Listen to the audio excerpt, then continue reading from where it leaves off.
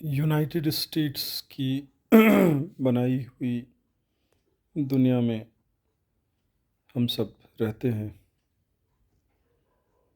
As I mature, my learning becomes more concrete that the world in which we live is not only creation but also dictation of United States. Dollar, technology, finance, banking institutions, economics, universities, these are the pillars of American empire. पहले तो हम American empire को मानते भी नहीं थे, समझ ही नहीं पाते थे कि अमेरिका का एम्पायर कैसे हो सकता है, क्योंकि अमेरिका ने किसी देश पर कैप्चर तो किया नहीं है। But now as we matured, we learned about how American empire works. दुनिया के जितने तेल प्रोड्यूसिंग कंट्रीज़ हैं उनको मिलिट्री से कैप्चर करके उनके तेल को डॉलर में बेचना, और इस तरह से डॉलर जो अमेरिकन बैंक में छपता है उस डॉलर को दुनिया की सबसे महंगी चीज़ बना देना, ये है अमेरिकन एम्पायर का पिलर। दुनिया सोना निकालती है, चांदी निकालती है, मेहनत करती है और अमेरिका डॉलर छापता है और दुनिया के ऑयल प्रोड्यूसिंग देशों को मिलिट्री से कैप्चर कर लेता है और कहता है तुम्हारा तेल सिर्फ डॉलर में बिकेगा। इस तरह से डॉलर का हाहाकार मच जाती है और दुनिया की सभी करेंसी डॉलर के मुकाबले धड़ाम हो जाती है। तो डॉलर की ताकत बेसिकली अमेरिकन मिलिट्री की ताकत है, जिससे वो दुनिया के ऑयल प्रोड्यूसिंग कंट्री को अपने कंट्रोल में कर लेता है और फिर उनके ऑयल को कंट्रोल में करके फिर उस ऑयल को डॉलर में बेचने के लिए और डॉलर में ऑयल को खरीदने के लिए दुनिया के सभी देशों को मजबूर कर देता है और इस तरह से सभी देश डॉलर के पीछे पागल हो जाते हैं। सोने चांदी से भी ज़्यादा महंगी चीज़ हो जाती है डॉलर, जिसे सिर्फ प्रिंटिंग प्रेस में छापना है और उससे दुनिया के सारे सामानों को सस्ते में खरीद लेना है। इस तरह से ना तो दुनिया के श्रम का, लेबर का कोई इम्पोर्टेंस रह गया, ना टैलेंट का कोई रह गया, ना ना ही सोने चांदी का कोई वैल्यू रह गया। तो इस तरह से डॉलर दुनिया की सबसे महंगी चीज़ बन जाती है और अमेरिका के लिए दुनिया की हर चीज़ खरीदना आसान हो जाता है। This is dollar, this is the power of dollar. American universities ने डॉलर बेस्ड इकोनॉमी को पूरी दुनिया में इस्टेब्लिश करवाया। उनको कहा ये इकोनॉमिक्स है। अमेरिकन यूनिवर्सिटी डॉलर इम्पीरियलिज्म के एक पार्टनर हैं और इसको एजुकेशन कहा जाता है। इस तरह से education system is also the part of dollar imperialism. दुनिया भर के जो भी मोस्ट टैलेंटेड लोग हैं उनको अमेरिकन यूनिवर्सिटी में उठा के भर देते हैं और उन सबको काम पर लगा देते हैं कि आप डॉलर इम्पीरियलिज्म को जस्टिफाई करो तो आपको सैलरी मिलेगी।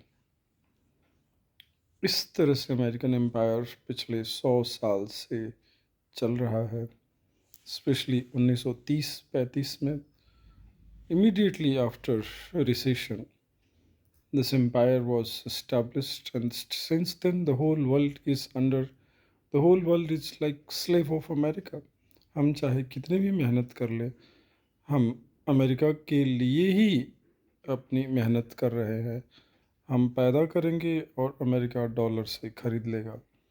हम गोल्ड और सिल्वर पर शिफ्ट होना चाहे वो अमेरिका होने नहीं देगा। अभी पिछले 6 मंथ से अमेरिका और चाइना और इंडिया और ब्रिक्स कंट्री यही कोशिश कर रहे थे, तब तक उसने ईरान के सारे ऑयल को आग लगा दिया और दुनिया में ऑयल की हाहाकार मच गई, गैस का हाहाकार मच गया। इसका मतलब अगले 20 साल तक फिर से दुनिया की एनर्जी सप्लाई सिर्फ़ और सिर्फ डॉलर में होगी, ना तो सोने में होगी, ना चांदी में होगी, ना किसी युआन में होगी, ना किसी और दुनिया की किसी अल्टरनेटिव करेंसी में होगी। और इस तरह से हम फिर से 20 साल तक अमेरिका के डॉलर के स्लेवरी में सब आ चुके हैं। इसलिए हमारे हार्डवर्क का, हमारे टैलेंट का, हमारे इनोवेशन और हमारी टेक्नोलॉजी का बहुत ही लिमिटेड रोल है।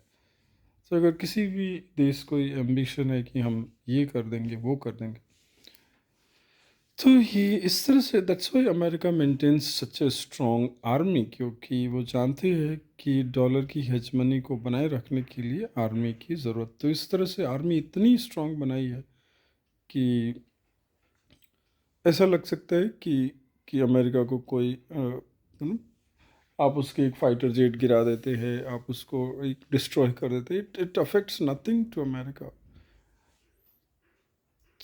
लॉन्ग टर्म में अमेरिकन इम्पीरियलिज्म बना रहता है।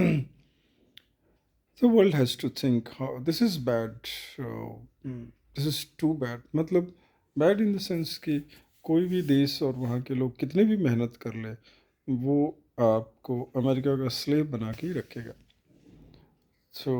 इसलिए बैड है। तो जिस अमेरिका के बारे में हम डेमोक्रेसी और ड्रीम और एट्सेट्रा एट्सेट्रा जानते थे, वो basically it's an empire. Democracy is, I always said that America की डेमोक्रेसी सिर्फ वही है, हाथी के दांत दिखाने के कुछ और खाने के कुछ और। बट लोग अमेरिकन डेमोक्रेसी को इंडिया में, और तो डेमोक्रेसी को इतना हाईलाइट इंडिया में करते हो, डेमोक्रेसी की ये हालत है कि democracy is only a tool, democracy is only a tool. That's why China is the only genuine country. The rest are all slave of America. So those who boast of their democracy. In fact, democracy has become the biggest slavery of India. ना तो हम China बन पाए, ना America बनना तो छोड़ दो, अमेरिका के बराबर भी किसी तरह से बन पाए। तो इस तरह से हम, ऐसा लगता है कि पूरी इस सेंचुरी में मेहनत करते रह जाएंगे, लेकिन अमेरिका के नौकर या दास होने से आगे कुछ नहीं बढ़ पाएंगे। This is very tragic. It doesn't mean that the terrorism as patronized by some other countries are justified. अगर अमेरिका की डेमोक्रेसी बुरी है और इम्पीरियलिज्म बुरा है, तो कई दूसरे देश जिसमें ईरान खोमैनी का जो टेररिज्म है वो भी जस्टिफाइड नहीं है। लेकिन अमेरिकन इम्पीरियलिज्म का भी बहुत बड़ा रोल तो है ही टेररिज्म को बढ़ाने में। तो अगर हम ईरान जैसे देशों नहीं, अगर टेररिज्म को सपोर्ट किया, तो उसमें भी देयर वाज हिडन एंगर कि अमेरिका ने जो कुछ किया है, तो उसके अगेंस्ट जो एंगर था उसका भी रोल था। बट इसके बारे में किसी और वीडियो में बात करेंगे। अभी के लिए तो ये कि हमारे हार्ड वर्क का सारा रिजल्ट अल्टीमेटली यही है कि we make dollar costlier. By making dollar costlier, we make it cheaper for America to buy whatever we, the hardworking people, produce. That's all for this video.